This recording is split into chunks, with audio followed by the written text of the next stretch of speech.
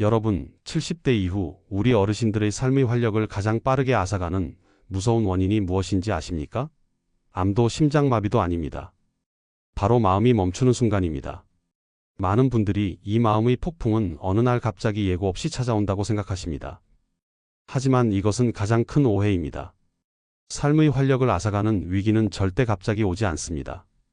여러분의 뇌가 평화로운 기능을 멈추기 몇 주 혹은 몇 달 전부터 우리 몸은, 특히 여러분의 다리는 우리에게 간절하게 구조 신호를 보냅니다. 그런데 왜 우리는 이 소중한 신호를 놓치는 걸까요? 제가 15년간 신경과와 시니어 마음 건강을 연구하며 깨달은 충격적인 진실이 있습니다. 삶의 활력을 잃기 직전에 저를 찾아오신 어르신들의 99%가 다리가 보낸 이 7가지 신호를 단순한 근육통이나 나이 탓 혹은 괜찮아지겠지라는 마음의 안일함으로 무시해버렸다는 사실입니다. 저는 이 신호만 알았더라면 결정적인 생명의 기회를 지키고 평생의 움직임 상실이라는 어려움을 피할 수 있었던 수많은 분들을 상담했습니다. 오늘 이 영상을 끝까지 보시면 99%가 놓치는 뇌의 위기 전 다리 경고 신호 7가지가 무엇인지, 그리고 다리가 이렇게 변할 때 왜 즉시 도움을 요청해야 하는지 정확히 알게 되실 겁니다. 여러분과 가족의 평온한 노년을 지키는 정보이니 끝까지 집중해 주십시오. 저는 서울의 한 신경과 전문 연구소에서 15년간 시니어 마음 건강과 활력 저하를 연구해 온 신경과 박사 김진호입니다. 저는 올해 45세이지만 누구보다 시니어 세대의 마음과 몸이 보내는 신호에 깊이 공감하며 현장에서 연구와 상담을 이어가고 있습니다. 지난 15년 동안 저는 10,000명이 넘는 어르신들의 삶의 태도와 활력 상실 사이의 상관관계를 추적해 왔습니다. 그 과정에서 발견한 것은 건강하게 90세, 100세를 넘기는 분들과 그렇지 못한 분들 사이에는 아주 사소하지만 치명적인 4가지 마음 습관의 차이가 존재했다는 것입니다. 왜 똑같이 열심히 사는데 어떤 분은 90세까지 활기차게 활동하고 어떤 분은 75세에 갑자기 활력을 잃고 방에만 머무르게 될까요? 그 답은 여러분의 일상 깊숙이 숨어있는 보이지 않는 습관에 있었습니다. 저 역시 한때는 번아웃과 극심한 스트레스로 인해 일상에 큰 어려움을 겪었던 적이 있습니다. 40대 초반 밤샘 연구와 환자 진료로 무리를 거듭한 뒤 저는 갑작스러운 육체의 경고와 단절감에 시달려야 했습니다. 그때 제가 연구했던 모든 이론들이 저 자신에게는 적용되지 않는 듯한 절망감에 빠지기도 했죠. 밥맛도 잃고 잠도 제대로 이루지 못했으며 하루 종일 연구소에 앉아 있어도 머리가 맑지 않았습니다. 그때 저는 깨달았습니다. 마음이 병들면 육체는 치료할 약도 소용없구나. 이 위기를 겪고 나서야 저는 어르신들이 겪는 활력 상실의 고통에 더 깊이 공감할 수 있게 되었습니다. 지금 이 나이에 제가 여러분께 자신 있게 말씀드릴 수 있는 비결은 비싼 약이나 특별한 식이요법에 있지 않았습니다. 바로 그 순간 제가 평생 연구해 온 마음을 다스리는 작은 기술을 저 자신에게 적용하기 시작한 데 있었습니다. 오늘 이 영상은 끝까지 들으셔야 합니다. 정말입니다. 활력을 지키는 사람과 그렇지 못한 사람의 차이는 여러분이 지금까지 옳다고 믿어온 상식을 완전히 뒤집는 단 4가지의 심리적 실천법에서 갈리고 있습니다. 여러분의 건강 수명을 10년 이상 늘릴 수 있는 핵심 열쇠가 바로 여기에 있습니다. 이 영상을 끝까지 보시면 지금 당장 바꿔야 할 마음 습관이 무엇인지 분명하게 깨닫게 되실 겁니다. 댓글로 여러분이 가장 궁금한 마음 건강 고민 하나씩만 남겨주시면 제가 다음 콘텐츠에 깊이 참고하겠습니다. 여러분의 마음속에도 더 큰 활력을 찾을 준비가 되어 있지는 않으십니까? 제가 40대 초반에 겪었던 그 감정적 신체적 위기는 제가 평생 연구해 온 주제의 본질을 깨닫게 해준 소중한 경험이었습니다. 과도한 스트레스로 인한 육체의 경고는 단순히 심리적인 것이 아니라 실제로 저희 신체 기능을 떨어뜨렸습니다. 위기 후 6개월 만에 저희 혈압은 평소보다 높게 측정되었고 면역력이 약해져 감기를 달고 살아야 했습니다. 그때의 저는 이론을 아는 박사였을 뿐 삶을 실천하는 지혜로운 사람은 아니었습니다. 밤마다 잠을 이루지 못하고 창밖만 바라보던 그 막막함은 제가 평생 마주했던 환자분들의 고통과 똑같았습니다. 그때의 불안감은 마치 찬물 속을 걷는 듯한 서늘함으로 다가왔습니다. 저는 이 위기를 극복하기 위해 제가 수십 년간 상담했던 어르신들의 사례를 역으로 되돌아보기 시작했습니다. 그리고 한 가지 공통점을 발견했습니다. 건강하게 오래 사신 분들은 거창한 운동 대신 단절을 피하는 작은 습관을 매일 실천하고 계셨습니다. 저는 저 자신에게 딱 한 가지만 해보시라고 권했습니다. 매일 아침 연구소에 출근하기 전 10년 지기 친구에게 10분만 전화 통화를 해보는 것이었습니다. 처음엔 억지로 전화를 걸었고 할 말도 딱히 없었습니다. 친구에게 그냥 잘 지내냐? 고 묻는 것도 어색하게 느껴질 정도였죠. 하지만 일주일이 지나고 한 달이 지나자 놀라운 변화가 일어났습니다. 친구와 시시콜콜한 이야기를 나누는 동안 제 마음의 굳게 닫혔던 문이 조금씩 열리는 것을 느꼈습니다. 3개월 후 제 혈압은 다시 정상으로 돌아왔고 밤에 숙면을 취할 수 있게 되었습니다. 이것이 바로 제가 연구해 온 연결의 힘이었습니다. 저는 이 경험을 통해 확신했습니다. 여러분의 노년 건강관리 방식을 완전히 바꿀 수 있는 중요한 지혜가 바로 이 작은 습관의 전환에 있다는 것을요. 이 이야기를 끝까지 듣고 실천하셔야만 여러분도 저처럼 진정한 변화를 경험할 수 있습니다. 끝까지 보지 않으시면 가장 중요한 실천법, 즉 마음을 다스려 육체의 건강까지 지키는 핵심 루틴을 놓치게 됩니다. 혹시 아직 구독과 좋아요를 누르지 않으셨다면 지금 바로 눌러주십시오. 이 채널은 여러분의 건강한 노년을 진심으로 응원하며 진정한 변화를 경험할 수 있는 중요한 지혜를 나눕니다. 이런 중요한 정보를 더 많은 분들이 알 수 있도록 구독과 좋아요로 힘을 보태주시면 정말 감사하겠습니다. 마지막에 나올 단 하나의 습관이 여러분의 삶을 완전히 바꿀 수 있습니다. 지금까지 여러분이 해온 노력이 헛되지 않으려면 뒤에 나올 방법을 꼭 알아야 해요.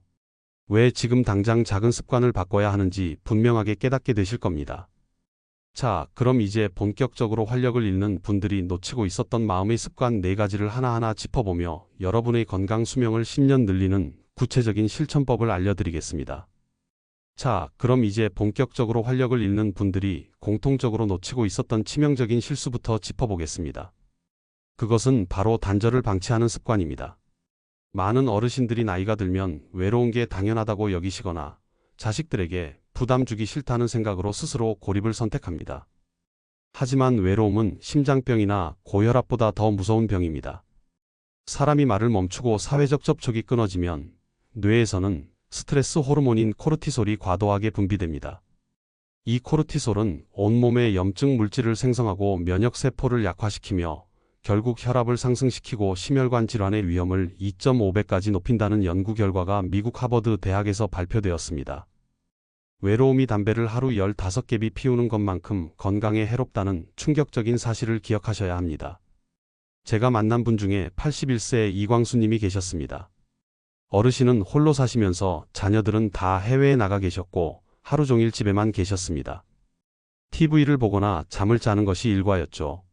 6개월 만에 광수님의 혈압은 급격히 올랐고 심한 우울감까지 겪으셨습니다.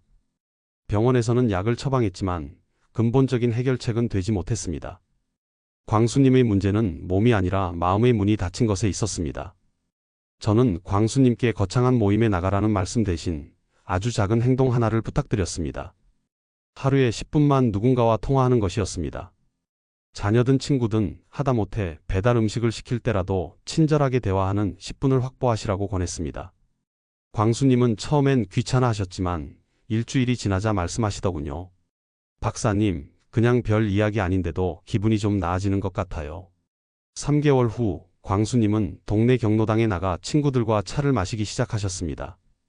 누군가와 눈을 맞추고 평범한 일상을 나누는 그 순간들이 광수님의 닫힌 마음을 열어주었고 6개월 후에는 혈압이 다시 정상으로 돌아왔습니다. 약을 바꾼 것이 아니라 연결의 습관을 다시 찾은 것뿐인데 몸이 회복된 것입니다. 이것을 실천하는 방법은 간단합니다. 누군가에게 마음을 털어놓기 힘들다면 그저 하루 10분 상대방의 목소리를 듣는 것만으로도 충분합니다. 아침 식사 후 혹은 저녁 식사 후 편안한 시간에 배우자나 자녀에게 전화 한 통 하십시오. 통화가 어렵다면 근처 카페에 잠시 나가셔서 주인이든 다른 손님이든 잠시라도 눈을 맞추고 짧은 대화를 나누어 보세요. 누군가와 눈을 맞추는 그 1분만으로도 여러분의 뇌에서는 염증을 낮추는 긍정적인 신호가 발생합니다. 여기서 조심할 점이 있습니다. 억지로 활발한 활동을 하려다 스트레스를 받으면 오히려 독이 됩니다. 처음에는 나에게 말을 걸어주는 사람 한 명을 찾는 것부터 시작하세요. 그리고 그 대화의 내용은 진지할 필요가 없습니다. 날씨 이야기나 어제 본 텔레비전 프로그램 이야기처럼 가벼운 것부터 시작하는 것이 좋습니다. 여러분은 오늘 누군가와 따뜻한 마음을 나누는 멋진 하루를 보내셨나요? 다음으로 활력을 잃는 분들의 두 번째 실수는 노력하면 할수록 좌절하는 비관주의적 사고방식을 고수하는 것입니다. 이것은 심리학에서 학습된 무력감이라고 부르기도 합니다. 평생을 열심히 살아온 분들이 나이가 들어 몸이 약해지면 나는 이제 쓸모없다, 뭘 해도 안 된다는 절망감에 빠지기 쉽습니다. 이런 부정적인 자기 대화는 실제로 뇌의 활동을 둔화시키고 새로운 학습 능력을 떨어뜨리며 면역세포의 기능을 마비시킵니다. 긍정적인 생각이 건강에 좋다는 것은 막연한 이야기가 아닙니다. 긍정적인 생각은 실제로 뇌의 전두엽 피질을 활성화시켜 스트레스에 대한 저항력을 높여줍니다. 제가 상담한 68세 박영수님은 매일 만보를 걸으셨지만 걸을 때마다 속으로 이렇게 걸어도 내 무릎은 결국 망가질 거야, 이 나이에 무슨 건강이 있겠어라는 부정적인 자기 대화를 반복하셨습니다. 몸은 열심히 움직였지만 마음은 계속해서 스스로를 깎아내리고 있었던 것이죠. 그 결과 영수님은 무릎 통증이 심해지자 운동을 완전히 포기하셨고 급격히 우울감이 찾아와 방에만 머무르게 되었습니다. 저는 영수님께 운동을 멈추는 대신 딱 한 가지만 바꿔보라고 권했습니다. 매일 아침 거울을 보며 나에게 감사한 점 3가지를 큰 소리로 말하는 것이었습니다. 예를 들면 내 다리야, 오늘도 나를 걸을 수 있게 해줘서 고맙다. 내 손아, 따뜻한 밥을 먹게 해줘서 고맙다와 같이 아주 구체적인 감사를 표현하는 것이었죠.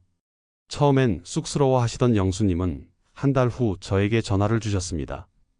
박사님, 아침에 그걸 하고 나면 기분이 좋아져서인지 다리 통증이 좀 덜 느껴지는 것 같아요, 라고 말씀하셨죠. 실제로 영수님의 뇌에서는 감사를 통해 긍정적인 감정을 생성하는 신경회로가 다시 활성화되기 시작했던 것입니다.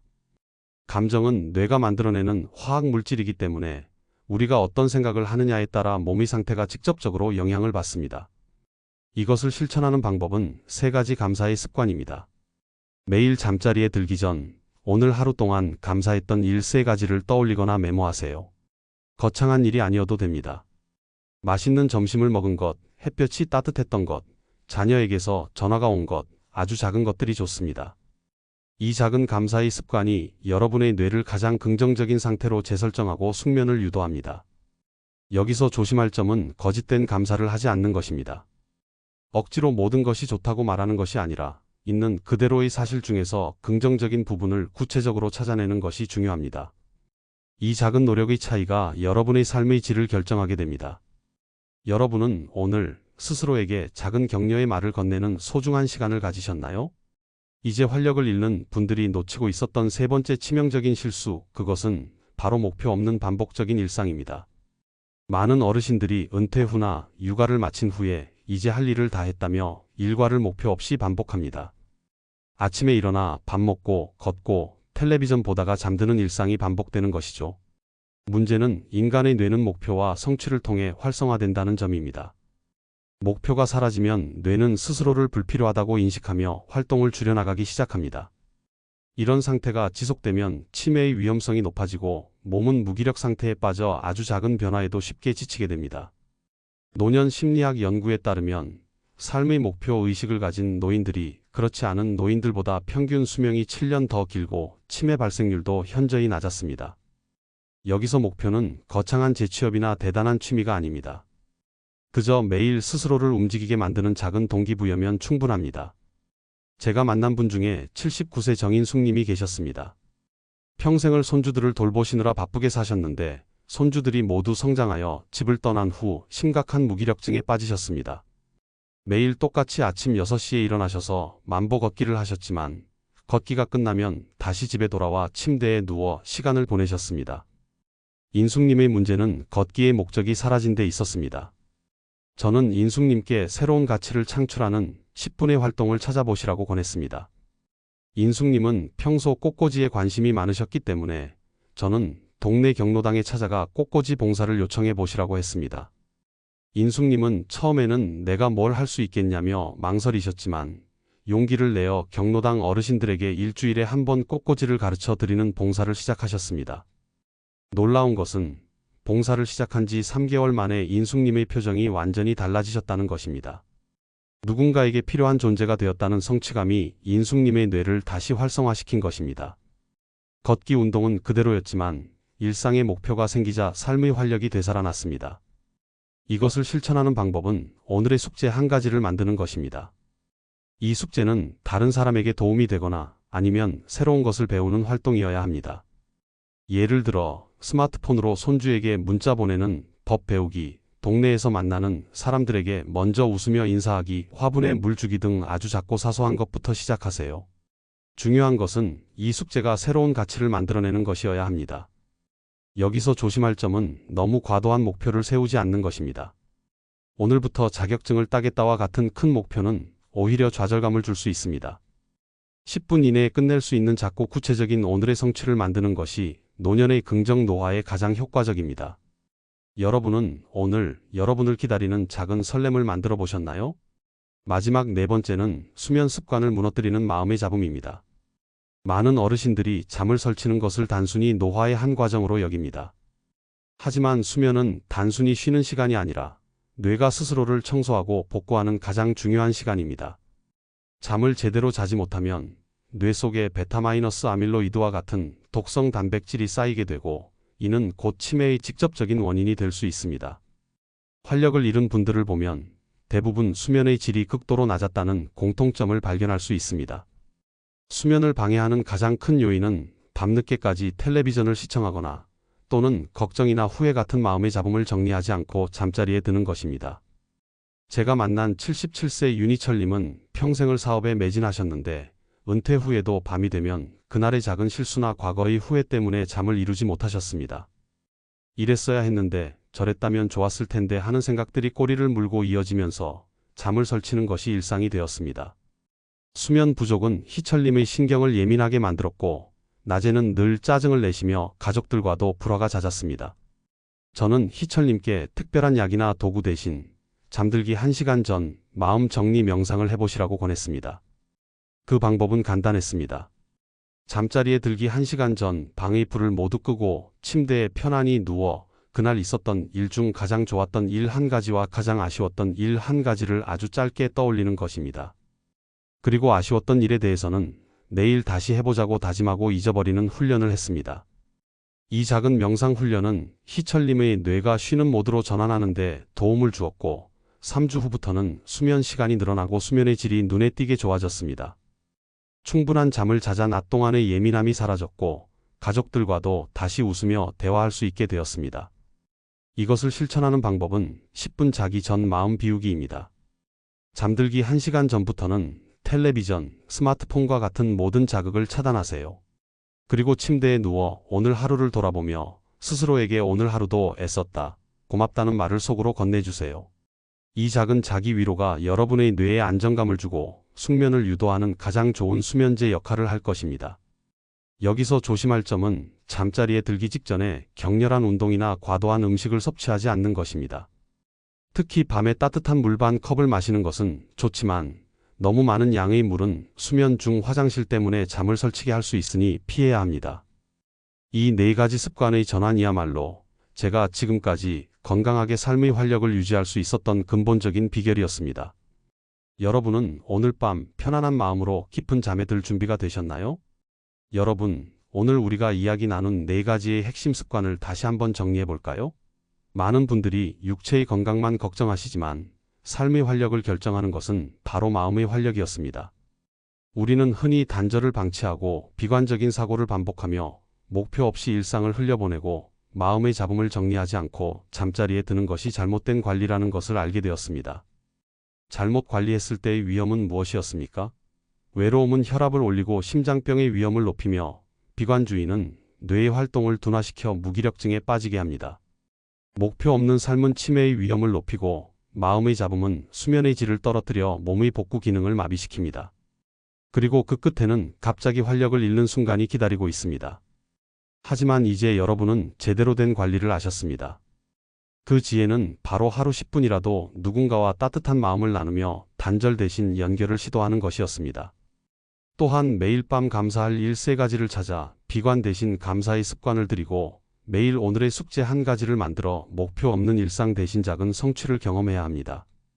마지막으로 잠들기 1시간 전에는 마음을 비우는 10분 명상을 통해 잡음 대신 평화로운 숙면을 취해야 합니다.